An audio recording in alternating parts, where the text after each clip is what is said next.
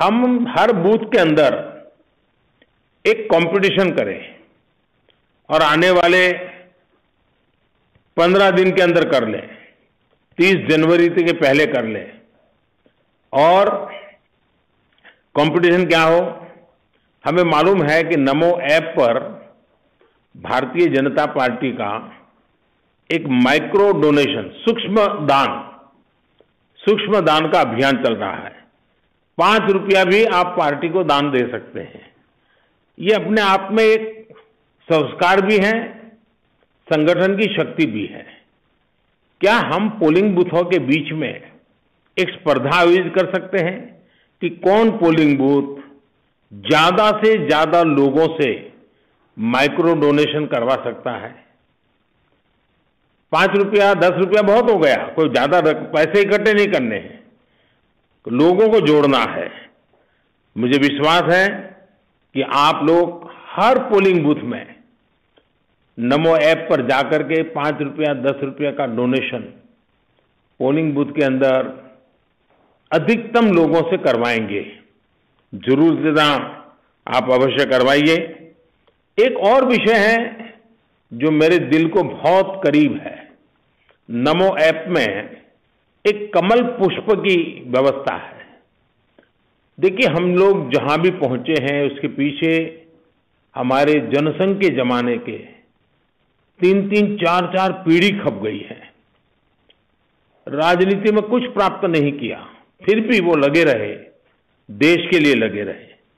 इस कमल पुष्प में ऐसे सभी पुराने लोगों को याद कर करके उनकी फोटो, उनके जीवन के बारे में, उन्होंने जनसंघ के समय काम क्या किया था, भाजपा के समय क्या काम किया था, आपातकाल में कितना सहन किया था, भाजपा को आगे बढ़ाने में वो कितना कष्ट उठाते थे, ये सारी बातें उस कमल पुष्प पे हमें रखनी चाहिए। मैं चाहूंगा कि हमारे काशी क्षेत्र का जनसंघ के जमाने का भी एक भी व्यक्ति ऐसा न हो जिस तक हमारी बात पहुंची न हो, हमारा उसके साथ हुआ न हो। वैसा ही आप सभी साथियों से मुझे बात करने का अवसर तो मिला ही है, इसलिए मन करता है कुछ न कुछ कहता ही रहूं। देखिए, बनारस में आजादी के अमृत महोत्सव के जो कार्यक्रम है, आजादी के अमृत महोत्सव को हमने बहुत बढ़ चढ़ करके मनाना चाहिए। सामान्य से सामान्य नागरिक को जोड़ना चाहिए, क्योंकि देश के प्रति स्वाभिमान, आजादी के लिए जिन्होंने बलिदान दिया, उनके प्रति आदर का भाव व्यक्त करने का एक मौका होता है। साथियों, हम राजनीति में हैं। चुनाव राजनीतिक दल की कसौटी होता है, राजनीतिक कार्यकर्ता के विकास के लिए एक प्रकार का ये ट्रेनिंग कैंप जैसा भी होता है। चुनाव अपने आप में एक ट्रेनिंग कैंप होता है। अनेक नए लोगों को घड़ने का एक अवसर मिलता है। अधिकतम लोगों को हम कार्यकर्ता के रूप में तैयार कर सकते हैं।